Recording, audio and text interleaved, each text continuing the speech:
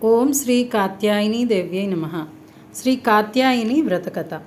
పూర్వకాలమున పరమ పవిత్రమగు నైమిసారణ్యమున సౌనకాది మహాములందరూ బహుపురాణములు ఎరింగిన వ్యాస శిష్యుడగు సూత మహర్షిని కాంచి భక్తితో ప్రణమిల్లి, ఓ మహర్షి, నీవెన్నియో పురాణములను వినిపించితివి, మరియు సందర్భానుసారంగా వ్రత మహత్యములను తెలిపితివి.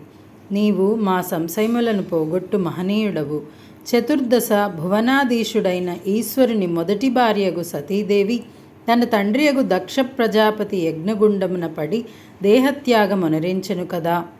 ఆ విధముగా జరుగుటకు కారణమేమి? ఈశ్వరుడామెను రక్షింపలేకపోయినా, లేక సతీదేవి యందు అనురాగం లేక మౌనముగా ఊరుకొండెనా? ఈశ్వరునకు భార్య వియోగము ఎట్లు సంభవించెను? మా సందేహములను తొలగించు సమర్థులు తాము తప్ప మరొకరు లేరు, తెలియచెప్పుడని ప్రార్థించిరి. వెంటనే సూత మహర్షి, ఓ మునులారా, మీ సందేహము తప్పక పోగొట్టగలను, సావధానముగా వినుడు అని ఇట్లు చెప్పసాగెను. దక్ష ప్రజాపతి తన కుమార్తెగు సతీదేవిని ఈశ్వరునకు భార్యగా నొసంగెను. సతీదేవి పరమేశ్వరునితో కలిసి కైలాసమున సుఖంగా ఉండి కృతయుగమంతయూ గడిపెను. త్రేతాయుగమున ఒకనాడు ఈశ్వరుడు సతీదేవితో ముచ్చటలాడుచుండగా అకస్మాత్తుగా ఈశ్వరుడు అంతర్ధానం అందెను. సతీదేవి ఈశ్వరుడు మాట్లాడుచూ మాయమైనందుకు పరిపరి విధముల ఆలోచించుచుండగా పకపక నవ్వుచూ ఈశ్వరుడు సాక్షాత్కరించెను. సతీదేవి పరమేశ్వరుని గాంచి, నాథ, మీరెచ్చటికి వెళ్తురి? ఎందుకు నవ్వుచున్నారు? నేనేమైనా తప్పు మాట్లాడితినా అని ప్రశ్నించెను. వెంటనే పరమేశ్వరుడు, ఓ సతీ, నాకు విష్ణువు తండ్రి వంటివాడు, నేనాతనికి తండ్రి వంటి వాడను. మా ఇరువురకు ఏ విధమగు అంతరమూ లేదు. ప్రస్తుతం మహావిష్ణువు భూలోకమున శ్రీరామునిగా అవతరించి పితృవాక్య పరిపాలనకై తన భార్యగు సీతతోనూ సోదరుడగు లక్ష్మణుడితోనూ వనవాసమునకై వెడలి పంచవటీ తీరమున పర్ణశాల నిర్మించుకొని నివసించుచుండెను. మన భక్తుడగు రావణుడు మాయోపాయంచే సీతనపహరించి లంకకు కొనిపోయెను. పర్ణశాలలో సీతను గానుక శ్రీరాముడామెను వెతుకుచు ఆ అడవి అంతయు గాలించెను. సీతనెందుకు కానక శ్రీరాముడు సీతావియోగంచే కుమిలి మతి తప్పి ఆ అడవిలో కనబడ్డ పక్షిని, మృగమును, చెట్టును, పుట్టను, రెమ్మను, పుష్పమును సీతను చూచితిరా అని ప్రశ్నించుచూ పోవుచుండెను. ఒకచోట పాడుబడ్డ శివలింగమును కాంచి శ్రీరాముడు ఎలుగెత్తి, పరమశివ, నా సీతను చూచితివా అని ప్రశ్నించెను. నా తండ్రియగు విష్ణువు కేక విన్నంతనే నేనచ్చటకు పోయి శ్రీరాముని ఎదుట నిలబడి తిని, కాని మానవ రూపంలోనున్న ఆ మహనీయుడు నన్ను చూడనట్లుగానే ముందుకు పోయెను. మానవ నేత్రాలతో దేవతలను చూడలేరు కదా. అందుచే మాయామానుష రూపధారియగు శ్రీరాముడు నన్ను చూడనట్లే నటించి ముందుకు పోయినందులకు నేను నవ్వుచుంటిని. ఇంతకు తప్ప మరి ఒక కారణం లేదు సుమా అని ఈశ్వరుడు పలికెను. ఆ మాటలు విన్న సతి, ఓ నాథ, మీ మాటలు నమ్మశక్యంగా లేవు. మహావిష్ణువు రామునిగా అవతరించి భార్యా వియోగంచే మతి తప్పుట ఏమి? రాజులకు అనేక మంది భార్యలుందురు కదా. సీత కోసమని రాముడు పిచ్చివానిగా సంచరించునా? ఇది నమ్మశక్యముగా లేదు. మీరు కళ్ళబొల్లి మాటలాడుచుండిరి. మహావిష్ణువు శ్రీరామునిగా అవతరించిన మాత్రాన మిమ్ము చూడలేకపోవుటయా అని పలికెను. వెంటనే శివుడు, సతీ, నీవు నా మాటలు నమ్మిన ఎడల నీవు స్వయంగా అచటకు పోయి ఆ రాముని సీతావియోగ బాధను కన్నులారా కనుము, నీకంతయూ బోధపడగలదు అని పలికెను. వెంటనే సతీదేవి, నాథ, నేనా రాముని పరీక్షించి రాగలనని పలికి అదృశ్యమై పంచవటీ తీరమున శ్రీరాముడున్న ప్రాంతమునకు జని అచట శ్రీరామచంద్రుని సీతావియోగ బాధను కన్నులారా కాంచి చెవులారా అతని ఆక్రందనమును విని సందేహాస్పదయ్యై ఆ రాముని పరీక్షింపదలిచి నేను సీతగా మారిపోవలైనని తలంచెను. వెంటనే సతీదేవి సీతారూపమును పొందెను. అదే సమయమునకు కైలాసమునందున్న శివుడు సతీదేవి శ్రీరామునే విధంగా పరీక్షించునో తెలుసుకొనవలెనని తలించి రహస్యముగా నా ప్రాంతమునకు చేరి సీతామహాదేవిని కాంచి కనులు మూసుకొని చేతులొగ్గి నమస్కారం గావించి మరల చూడగానే ఆమె శ్రీరామునకు అభిముఖంగా పోవుచుండెను. అప్పుడు శివుడు నా తల్లి నా తండ్రి చెంతకు పోవుచుండెనని సంతోషింపసాగెను. ఇంతలో శ్రీరాముడామెను గాంచి వెంటనే ఆమెకు నమస్కరించి, ఓ జగన్మాత, నన్ను మోసగింపదల్చితివా? నాకు నా భార్య తప్ప మరి యొక్క స్త్రీ స్వస్వరూపంలో కనపడును అని పలికిన వెంటనే సతీదేవి స్వస్వరూపము నొంది, రామ, నిన్ను పరీక్షించుటకై నేను సీతారూపము నొంది తిని, నీ సీత ఎచ్చటనున్నను మహాసాధ్వేయుండగలదు అని పలికి అదృశ్యమయ్యను. శివుడు కూడా జరిగినదంతయు తెలుసుకొని సతీదేవి కంటే ముందుగానే కైలాసం చేరి ఏమీయో తెలియని వాని వలె మౌనంగా ఉండెను. ఇంతలో తన చెంతకు వచ్చిన సతీదేవి, నాథ, నేను పోయి శ్రీరాముని పరీక్షించి తిని నిజముగా అతడు మహావిష్ణువై ఉండి కూడా మానవుని వలె పామరుని వలె నటించుచుండెను అని పలికెను. వెంటనే శివుడు, సతీ, నీవాతని ఎటుల పరీక్షించితివి అని ప్రశ్నించెను. వెంటనే ఆమె, నాథ, నీవు పరీక్షించిన విధంగానే పరీక్షించితిని అని అబద్ధమాడెను.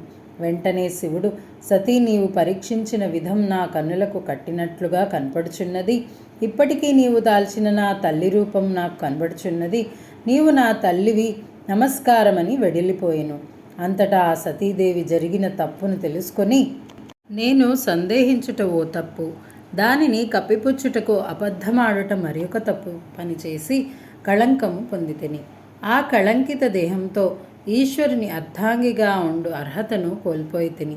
అందుచే దయామయుడగు పరమేశ్వరుడు నన్ను తల్లిగా చూతునని శిక్షించెను అని పరిపరి విధములా విచారించి కళంకితమైన తన దేహంను త్యజించుటకు నిశ్చయించెను.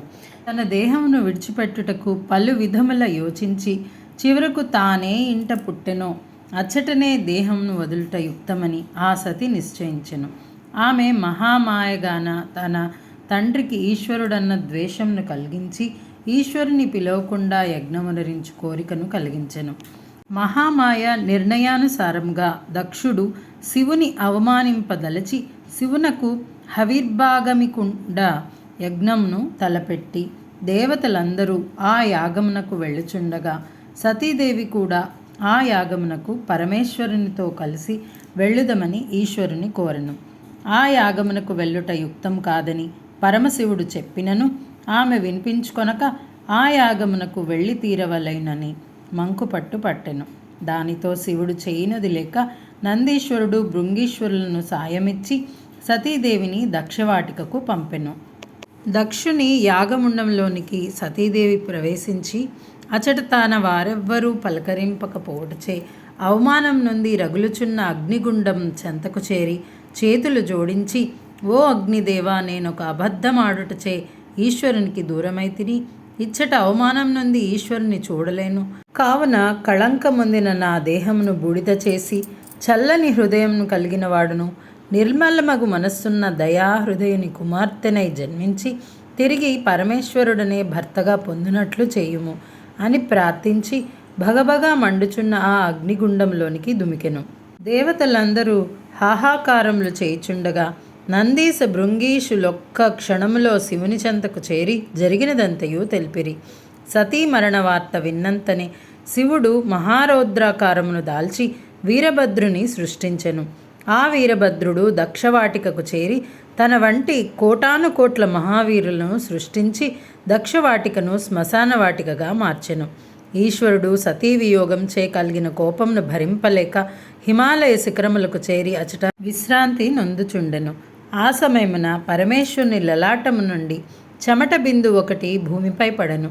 శివలీలచే వెంటనే ఆ చెమట బిందువు చూచుచుండగానే 4 భుజములు కలిగి ఎర్రని రంగుతో దివ్య తేజముతో వెలుగు శిశువుగా మారెను. ఆ శిశువు భూన భోంతరాళములు ప్రతిధ్వనించినట్లుగా రోదనము చేయసాగెను. శివుని భయముచే భూదేవి స్త్రీ రూపము నుండి ఆ శిశువును ఒడిలోనికి చేర్చుకొని స్తన్యమొసంగెను. అప్పుడు రుద్రుడు ఆమెతో, ఓ భూదేవి, నీవు చాలా పుణ్యాత్మురాలవు. ఈ నా శిశువును పెంచుకొనుము. అతడు నీ యందు పుట్టుటచే కుజుడు, భౌముడు అను పేర్లతో సార్థకనామం పొందును. ఎర్రని రంగుతో ఉండుట చేత అంగారకుడని కూడా పిలిచెదరు. నవగ్రహముల్లో ఇతడొక గ్రహం కాగలడు. ఇతడింతకాలం నన్ను ఆశ్రయించి ఉండుటచే నాకు భార్యా వియోగం కలిగినది. ఈ కుజుని పుట్టుక ఎవరు విందురో వారికి కుజదోష పరిహారమగును అని శివుడు వెడలి వేరొక చోట సమాధి నిష్ఠాగరిష్ఠుడయ్యెను. హిమవంతుడు పర్వతరాజు, మంచు కొండగాన నిర్మలమైన చల్లనైన ధీర హృదయుడు. అతని పట్టపురాణి మేనాదేవి. ఆమె నా దేవి గర్భవాసమున సతీదేవి ప్రాణములు ప్రవేశించి నవమాసములు నిండగానే ఒక శుభదినమున ఉద్భవించెను. హిమవంతుడు పూర్వజన్మలో కతి అను ముని అందుచే అతని పుత్రికగా జన్మించుటచే కాత్యాయిని అనియు, పర్వతరాజు కుమార్తె అగుటచే పార్వతీ అనియు మహర్షులామెకు నామకరణం చేయిశ్రీ. ఆ కాత్యాయిని శుక్లపక్షంలోని చంద్రుని వలె దినదిన ప్రవర్ధమానయై బాల్యంలోనే సర్వవిద్యా కళా కోవిదయి వెలుగొందెను. మరియు అఖండముగా ఈశ్వరారాధన ఆమెలో పెళ్ళుబుకసాగెను. క్రమముగా నారదుని ప్రోత్సాహంతో పరమేశ్వరుని సన్నిధానమున శుశ్రూష చేయు అవకాశం లభించెను. పార్వతికి వివాహం వయస్సు రాగా దేవేంద్రుడా శివుని సమాధిని భగ్నమునరించుటకై మన్మధుని పంపెను. మన్మధుడు దేవకార్యమును కాదనలేక శివునిపై మన్మథ బాణములను ప్రయోగించెను. ఆ బాణ ప్రభావంచే శివుడు సమాధిని వీడి మహాసౌందర్య రాశియగు పార్వతిని గాంచి వెనువంటనే తన సమాధిని భగ్నపరిచిన మన్మధుని చూచి మూడవ నేత్రంతో అతన్ని భస్మం గావించి వెడలిపోయెను. పార్వతి తన కన్నుల ఎదుట జరిగిన సంఘటనను గాంచి భీరువగాక ధైర్యము అవలంబించి తన తపముచే ఈశ్వరుని వశం గావించుకొనదలచి కఠోరమగు తపం సల్పెను. ఆ తపస్సుచే ఈశ్వరుడు సంతుష్టుడై ఆమెను పరీక్షించి భార్యగా స్వీకరించుటకు సమ్మతించెను. సప్త మహర్షులను హిమవంతుని చెంతకు కన్యావరణకై శివుడు పంపెను. ఆ మహర్షులు హిమవంతుని చెంతకు పోయి పరమశివునికి పార్వతి నొసంగుటకు సంసిద్ధము గావించిరి. ఒక శుభలగ్నమున అత్యంత వైభవోపేతముగా శివపార్వతీ కళ్యాణం బ్రహ్మ స్వయముగా జరిపించెను. శివుడు పార్వతిని వివాహమాడి ఎనలేని ఆనందంతో నిండి ఉండగా మన్మథుని భార్యగు రతీదేవి పార్వతీనాథుని పాదములపై పడి తన భర్తను బ్రతికింపమని ప్రార్థింపగా అతడు సంతోషముతో మన్మథుని బ్రతికించి రతీదేవికి మాత్రమే దృగ్గోచరమగునట్లుగా చేసి ఆమెను సంతోషం కలిగించెను. దేవతలంతా పరమేశ్వరుని దయాదృష్టికి మహదానందం నొంది ఆ దంపతులపై పూలవర్షంను కురిపించిరి. ఆ సమయమున పార్వతీ పరమేశ్వరునితో, నాథ, నిన్నాశ్రయించిన దోషంచే గత జన్మలో నేను సందేహాస్పదనై అసత్యమాడి నీకు దూరమై శరీరత్యాగమునొరించి తిని, నా వియోగంచే నీవు రౌద్రావతారం దాల్చి ఆ తాపం తీర్చుకొనుటకై నా తండ్రి పర్వత సానువులకు చేరినంతనే నీ లలాటం నుండి ఆ దోషం చెమట బిందువుగా మారి భూమిపై పడెను. వెంటనే ఆ బిందువు శిశువుగా మారి రోదనమునరించుచుండగా భూదేవి ఆ శిశువును ఒడిలోనికి తీసుకుని స్తన్యమొసగి పుత్రునిగా స్వీకరించెను. ఆ సమయమున నీవు ఆ శిశువునకు భౌముడని సార్థకనామం పెట్టి నవగ్రహములలో అతనికి ఒక స్థానము సంగిచితివి. ఆ కుజుడు నిన్ను వీడి నాకెంతయో మహదానందం కలిగించెను. ఆ కుజుడు ఆశ్రయించిన లోకులకు కూడా బాధ లేకుండా చేయగలందులకు ప్రార్థించుచున్నాను అని పలికెను. వెంటనే ఈశ్వరుడు ఆమెతో, ఓ పార్వతి, కుజుని జన్మకథను విన్నవారికి కుజదోష పరిహారమగునటుల ఆనాడే వరమిచ్చితిని. నీ కోరికను అనుసరించి ఇప్పుడు లోకంలోని జనులకు కుజదోష పరిహారమై శీఘ్రముగా వివాహమాగుటకును వివాహ ప్రతిబంధక దోషములు నివారణయగుటకును ఒక వ్రతమును నీ నామాంకితముగా స్థాపన చేయుచుంటిని. ఆ వ్రతమునకు నీవే ప్రధానాంశము. భౌమవారముచే కుజుడు ప్రదోషకాలమగుటచే నేనును అందు భాగస్వాములమైతిని.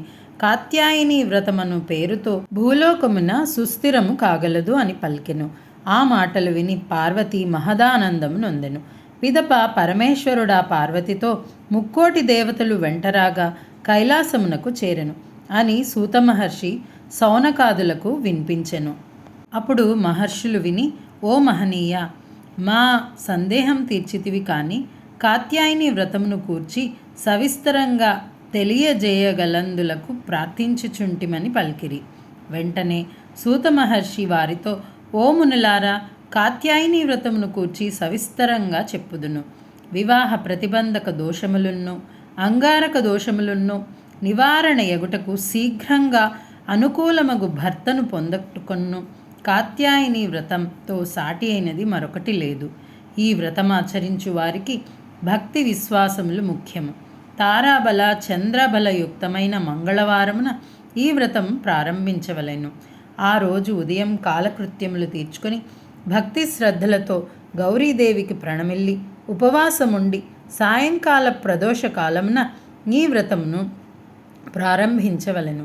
ముందుగా గణపతికి పూజ చేసి పిదప ఒక కలశంను ఏర్పాటు చేసి అందు సగం వరకు పవిత్రోదకం పోసి మామిడి పత్రం నుంచి చెట్టు నుండి క్రింద పడిన కొబ్బరికాయను పసుపు కుంకుమలతో అలంకరించి ఆ కలశంపై ఉంచి ఎర్రని రవికల గుడ్డలను ఆ కొబ్బరికాయపై ఉంచి అందు పరమేశ్వరుని వామాంకముననున్న కాత్యాయని దేవిని ఆవాహన గావించి భక్తి శ్రద్ధలతో 21 ఉపచారములతో ఆ దేవిని పూజించవలెను. బంగారంతో కానీ పసుపు కొమ్ములతో కానీ వారి శక్తానుసారంగా మంగళసూత్రములను ఆ కలశానికి అలంకరింపవలెను. కొద్దిగా ఉప్పు వేసి వండిన అప్పాలను 7 మరియు చెరుకు గడతో కోసిన 7 చెరుకు ముక్కలను కలిపి నైవేద్యం చేయవలెను. భక్తి శ్రద్ధలతో వ్రత సమాప్తి చేసి కథను విని ఆ కథాక్షతలను అమ్మవారి మీద ఉంచి పిదప ఆ అక్షతలను శిరస్సుపై పెద్దలచే వేయించుకొని రాత్రి భోజనం జరుపవలెను. ఈ విధంగా 7 వారములు వ్రతం భక్తితో జరుపవలెను. మధ్యలో ఏ వారమైనా అడ్డంకి వచ్చినచో ఆ పై వారంను జరుపుకొనవలెను. 8వ మంగళవారం నాడు ఉద్యాపన జరుపవలెను. ఆ రోజు 7 ముత్తైదువులను పిలిచి తలంటి పోసి వారినే గౌరీదేవిగా భావించి పూజించి 7 అప్పాలను 7 చెరుకు ముక్కలను శక్త్యానుసారంగా చీర రవికల గుడ్డలను వాయనమిచ్చి వారి నుండి ఆశీస్సులను పొంది వారికి భోజనం పెట్టవలెను. ఈ విధంగా జరిపిన కన్యలకు కుజదోష పరిహారమును ఇతర వివాహ ప్రతిబంధక దోష నివారణయు జరిగి శీఘ్రంగా వివాహమగును. మరియు ఆ కన్య సుఖ సౌభాగ్యాలతో వర్ధిల్లును. పూర్వం దమయంతి ఈ వ్రతంను ఆచరించి నలుని చేపట్టెను.